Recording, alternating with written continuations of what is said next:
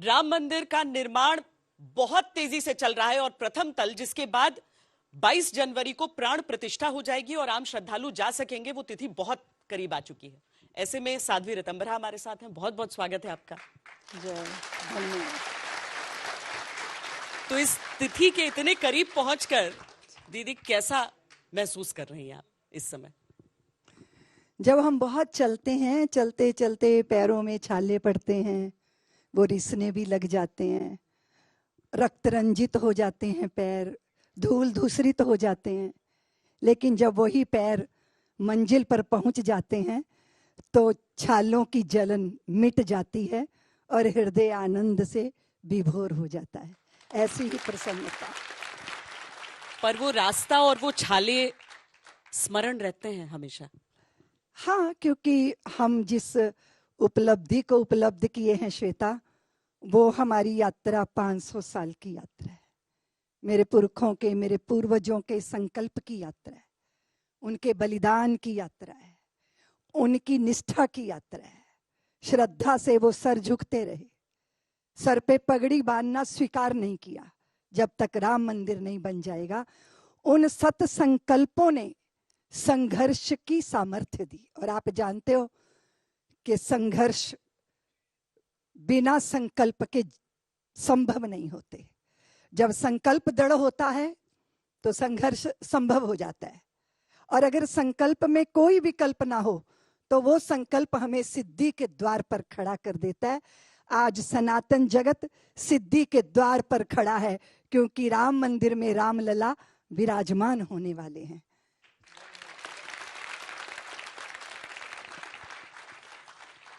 वो 23 दिसंबर का ही दिन था, मतलब यही समय चल रहा है जब रामलला प्रकट हुए थे, और उसके बाद से आंदोलन ने और तेजी, हालांकि वो तो 90 के दशक की बात अलग थी, पर लगभग इसी समय काल की बात है दीदी।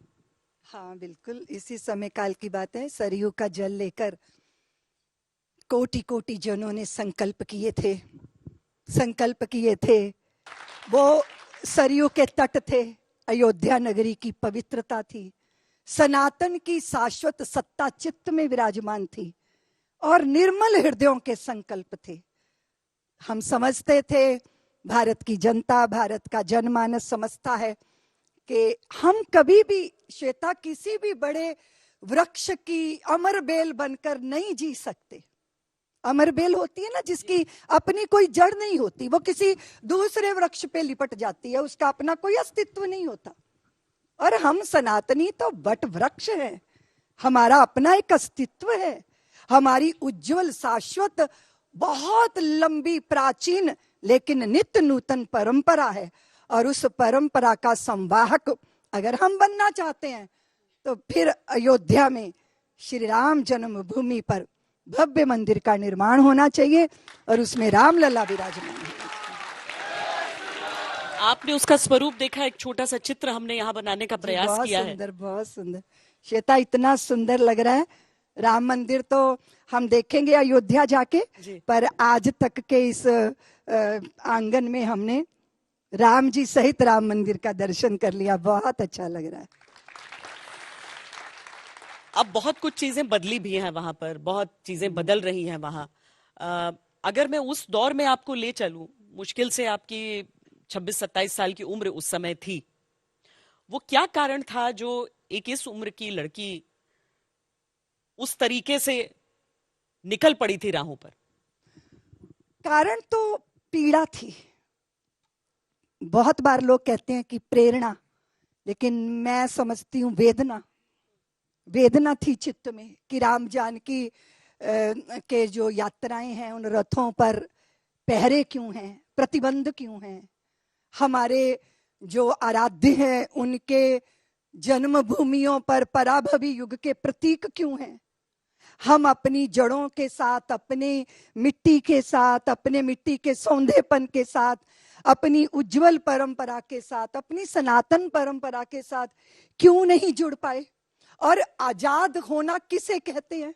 अगर राजनीतिक स्वतंत्रता है पर आस्था प्रतिबंध है, श्रद्धा व्यक्त नहीं की जा सकती, हम अपनी बात को कह नहीं सकते, और जिनका नाम लेकर श्वेता हमारे जीवन का प्रारंभ होता है, जीवन का अंत होता है। और उस अंत को भी हम अंत नहीं मानते, क्योंकि हमारे जीवन की, हमारे अस्तित्व की यात्रा अनंत है, लेकिन उसमें राम है। जहां हम पहुंचे हैं वो यात्रा आसान नहीं थी, बहुत प्रतिकूलताएं थी। बात को सुनने का किसी के पास दम नहीं था और बात को कहने का किसी के पास साहस नहीं था। साहस चाहिए था, शौर्य चाहिए था। सत्य बहुत कड़वा होता है श्वेता। सत्य जो होता है ना, वो तीर की तरह सीने में चुभ जाता है और बंदे को पसीना आ जाता है। ये चित्त में व्याकुलता थी, वेदना थी, उसके कारण बहुत प्रतिबंध थे। आप सोचो श्वेता, हम सोचते हैं आज खड़े होकर इस मोड़ पर कैसे हुआ। अभी इसी दिल्ली में मेरे ऊपर तो 35 मुकदमे थे, आपको मालूम है। मुझे जहां भी कहीं जाती थी कुछ कहती तो मैं यही थी कि राम जी का मंदिर बनना चाहिए, क्योंकि राम जी हमारे आराध्य हैं। अगर हम ठाठ में रह रहे हैं तो हमारे राम जी ऐसे जेल की शलाखाओं के पीछे कैसे रह सकते हैं। तो उसके कारण, लेकिन एक ऐसी अज्ञात शक्ति थी जो पता चल जाता था कि अभी पुलिस आने वाली। मैं अपना अनुभव बता रही हूं कि हम हरिद्वार पहुंचे प्रवास करते करते हमारे आश्रम में। तो मैंने वहां पे ब्रह्मचारियों से पूछा, मुझे भूख लगी है, कुछ बन गया? तो उन्होंने कहा कि भोजनशाला में सिर्फ दाल बनी है। तो मैंने कहा तुम दाल ले आओ। तो दाल का कटोरा आया, मैं बरामदे में बैठ के दाल पीने लगी। अंदर से आवाज आई कि पुलिस आने वाली है। मैंने ब्रह्मचारियों से कहा जाओ, दौड़ के जाओ, आश्रम के दरवाजे को बंद कर दो। और वो दरवाजा ऐसे शलाखों का दरवाजा था। उन्होंने जैसे ही अंदर से सांकल लगाई, तैसे ही पुलिस की जीप आके खड़ी हो गई। मैंने वो दाल का कटोरा वहीं रखा, आश्रम की रसोई की छत पे मैं चढ़ गई और पीछे मैंने तकरीबन 12 फुट ऊंची वो दीवार थी, मैंने पीछे छलांग लगा दी। वो दीवार जो थी मिट्टी के गारे से चुनी हुई थी, उस साथ में दीवार गिर गई। मैं पीछे जो आश्रम वाले थे उनको मैंने कहा कि मुझे आप लोगों की सहायता चाहिए, मदद चाहिए। वो मुझे देख के डर गए, बोले रितंबरा तुम यहाँ से जल्दी चल जाओ, नहीं तो फिर पुलिस तुम्हारे पीछे आ जाएगी। तो मैंने उनसे कहा इतने डरते हो तुम लोग? और वहां से मैं निकली, वहां से रिक्शा पकड़ा श्वेता जी, मैं दूधाधारी आश्रम है उस सड़क पर पहुंची। और उस समय मोबाइल का जमाना नहीं था कि हम फटाफट मोबाइल पे सूचनाएं दे रहे हैं या किसी चीज को वो कर रहे हैं। तो वहां पे बस आके खड़ी हुई, वो पाउंटा साहब की बस थी, हिमाचल की। मुझे लगा मुझे उत्तर प्रदेश से निकल जाना, मैं उस बस पे चढ़ गई। और आप ये देखो कि पाउंटा साहब पहुंचने से पहले 25-30 किलोमीटर पहले जंगल में वो बस खराब हो गई। सांझ हो रही थी, सारी सवारियां उतर उतर के इधर उधर कहीं जा रहे हैं, दूसरे दूसरे साधन पकड़ के। मैं वो किम कर्तव्य विमूढ़ एक शब्द होता है ना, क्या करेंगे। मैं सड़क पे खड़ी हूं श्वेता, और एक बुजुर्ग वृद्धा, उसके सिर के ऊपर श्वेत बालों की जटाएं थी, पूरी कमर झुकी हुई, चेहरे पे झुर्रियां। उन्होंने मेरा हाथ पकड़ा, बोले रितंबरा चल मेरे साथ। और वो मुझे सड़क के किनारे जंगल जंगल, एक फूस की कुटिया। श्वेता आज भी मैं याद करती हूँ ना तो मेरा रोम रोम खड़ा हो जाता है, मुझे रोंगटे खड़े हो जाते हैं, मुझे रोमांच हो जाता है। वो फूस की कुटिया में वो माता मुझे रात भर बाहों में बांधे रही, बोले रितंबरा मुझे पता है तेरा संघर्ष, मैं जानती हूँ, इतने जंगल में। फिर वो पता क्या बोले, बोले तेरे राम बहुत सीधे हैं, 14 वर्ष के लिए भेज दिया गया। वे चुपचाप मुस्कुराते हुए अयोध्या से निकल गए। वो कभी अपने लिए अधिकार नहीं जताते पुत्री, लेकिन मेरा कन्हैया बहुत टेढ़ा है, वो टेढ़े मेढ़े काम भी कर लेगा। और उन्होंने यूं कह के मुझे छोटे से लड्डू गोपाल दिए और बोले इनसे कह ये तेरे राम का मंदिर बना देंगे। रात भर वो स्निग्ध आलिंगन, वो वत्सलता की गरिमा, वो सुरक्षा का बोध, मुझे लगता था वो कोई वृद्धा नहीं है, भगवती पार्वती ये रूप धारण करके यहाँ आ गई हैं। और वो रात में आप सोचिए कि योजना होती है, कुछ कुछ प्लानिंग होती है, लेकिन नियति नियंता के द्वारा निश्चित व्यवस्था में आप अज्ञात में होते हो। आपको पता ही नहीं कि अगला पृष्ठ क्या है, आपके जीवन का अगला अध्याय क्या है। ऐसे सैकड़ों हजारों संस्मरणों से मेरा चित्त भरा पड़ा है श्वेता। उस पूरे आंदोलन के दौरान ये लगता था कि कोई ऐसी शक्ति है जो हम सबको संचालित कर रही है, क्योंकि अयोध्या का आंदोलन विश्व हिंदू परिषद के मार्गदर्शक मंडल के संतों के संकल्प से प्रारंभ हुआ था श्वेता जी। फिर बाद में वो आंदोलन ना किसी व्यक्ति का था, ना किसी संगठन का था, फिर वो जन आंदोलन था। राम राम राम राम इस देश के अंदर हो रही थी। सभी का एक ही संकल्प था कि बच्चा बच्चा राम का और जन्मभूमि के काम का। फिर जवानियां जन्मभूमि के लिए अर्पित हुई, तरुणाइयां अर्पित हुई। सरयों की जल को रक्त से लाल होता भी समय ने देखा। समय उसका साक्षी था। समय साक्षी था कि जब आप किसी भावना पे प्रतिबंध लगाते हो तो वो बंधन कैसे टूटते हैं, जैसे बाढ़ ग्रस्त नदी किनारे तोड़ देती है और विकराल रूप धारण कर लेती है। तो जितना बल प्रयोग किया गया उतना ही संकल्प दृढ़ हुआ। ये साक्षी है आज भी भारत के बहुत सारे लोग कि आप आस्थाओं पे प्रतिबंध नहीं लगा सकते, आप भावनाओं पे प्रतिबंध नहीं लगा सकते। और जितने प्रतिबंध लगे, जितना बल प्रयोग हुआ, उतना ही संकल्प दृढ़ हुआ, करना ही है। सरयू के जल की सौगंध खाई है। चित्त में कोप, पता है श्वेता कैसा था? जैसे अपमानित पंचाली के चित्त में कोप था, रोष था। ऐसे हमारा अधिकार हमें क्यों नहीं मिलेगा? हमारे रामलला का भव्य मंदिर क्यों नहीं बनेगा? तो रोष भी था, कोप भी था। एक बात तय है श्वेता कि सात्विक संकल्प था, कोई उसके पीछे छिपा एजेंडा नहीं था। तन मन धन, जिसको कहते हैं ना मनसा वाचा कर्मना, जो कह रहे हैं सो कर रहे हैं, वही सोच रहे हैं। इसीलिए जब ऐसा होता है तो व्यक्ति व्यक्ति नहीं रहता, समष्टि बन जाता है, उसका अहम वयम बन जाता है और वो बिंदु से सिंधु हो जाता है।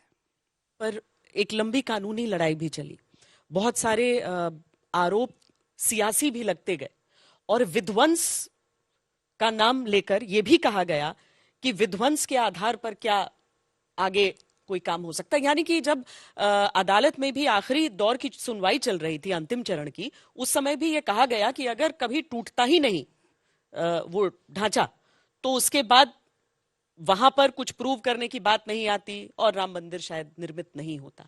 बहुत आरोप लगे आप लोगों पर। कोई बात नहीं, राम जी के लिए आरोप भी झेले हैं और भी झेल लेंगे, क्योंकि आरोप प्रत्यारोप तो शुद्र राजनीति का एक अपना स्वरूप होता है। उसमें कुछ लाभ होता है, कुछ हानि होता है, उस विषय में क्या जाना है। लेकिन एक बात तो निश्चित है कि ये तो राम जी की योजना थी, ना संगठन की योजना थी, ना व्यक्ति की योजना थी। एक एक कार सेवक हनुमान बन गया था और ऐसी दशा थी कि सभी समझा रहे थे, कोई समझने को तैयार ही नहीं था। क्योंकि नहीं व्यक्ति, मैंने आपसे निवेदन किया, ना कोई व्यक्ति ना कोई संगठन। हाँ, पुण्य था हम सब लोगों का कि हम उस सत संकल्प के साथ जुड़े। ये बात निश्चित है कि प्रमाण तो धरती के भीतर छिपे थे श्वेता। वो ढांचा ना हटता तो वो प्रमाण कैसे अपने आप को प्रमाणित करते। इसलिए ये सब ईश्वर ने रची हुई योजना थी और अब तो हम भव्य मंदिर का निर्माण देख रहे हैं और उसके साथ साथ भारत के सनातन जगत के पुनर्जागरण का दर्शन कर रहे हैं। आपके मन अनुसार है जो अभी मंदिर, क्योंकि ये तो जो तैयार हुआ था मॉडल, जिसके आधार पर सालों साल लगे रहे सब पत्थर को तराशने में, वहां पर कितनी अपनी पूरे जीवन को वहां पर खपा दिया है अपने परिवारों को छोड़कर, तो वैसा ही लगता है मंदिर जैसा सोचा था। बस मंदिर बन रहा है, भव्य बनेगा। एक एक शिला, एक एक ईंट राम नाम अंकित ईंट, कार सेवकों के रक्त से अभिषिक्त ईंट, संकल्पों की दृढ़ता को धारण करती हुई ईंट, श्रद्धा के पुष्पों से सुरभित होती हुई वो रामशिला। बहुत सारे लोगों का योगदान रहा, बहुत सारे लोग जुड़े। राजनीति में किसी को श्रेय देंगे आप राम मंदिर के निर्माण का? क्योंकि श्रेय की लड़ाई खूब चलती है सब। श्रेय तो सबको है। आप सोचिए, जब विश्व हिंदू परिषद के मार्गदर्शक मंडल ने, संतों ने, विरक्त संतों ने, श्वेता मठ मंदिरों में रहने वालों ने नहीं, वो तो थे ही, लेकिन गंगा जी के किनारे की झाड़ियों में रहने वाले विरक्त भी अपनी मर्यादा को तोड़, मर्यादा क्या थी उनकी? किसी छत के नीचे नहीं रहेंगे, आसमान की चादर ओढ़ेंगे, धरती का बिछोना होगा, भुजाओं का तकिया होगा, किसी भी जगह से भिक्षा मांग के खाएंगे। लेकिन जब राम जन्मभूमि का संकल्प हुआ तो वो लोग भी उतर कर आए मैदान में, माइक पकड़े, अपनी संतानों को जगाया कि तुम धीर पुरुषों की, तुम जाज्वल्यमान परंपरा के संवाहक हो, इस तरह बिखरना तुम्हें शोभा नहीं देता। पत्थर जो चोट खा के टूट गया कंकर बन गया, पत्थर जो चोट को सह गया शंकर बन गया। तुम उठो, जागो, अपने स्वरूप को पहचानो। ऐसे महापुरुषों का संकल्प। फिर उसके बाद श्री लाल कृष्ण आडवाणी जी जब राम रथ लेकर निकले, पूरे देश के अंदर एक अद्भुत वातावरण पैदा हुआ। लेकिन भारतीय जनता पार्टी राम जन्मभूमि के आंदोलन के पक्षधर बनी, पक्ष में आकर खड़ी हुई। आदरणीय कल्याण सिंह जी ने अपनी सरकार उसके लिए बलिदान की और कहा मुझे इसका गौरव है, मैं राम जन्मभूमि के लिए 1000 सत्ताएं न्यौछावर कर सकता हूं। तो निश्चित रूप से उन सबको भी श्रेय जाता है।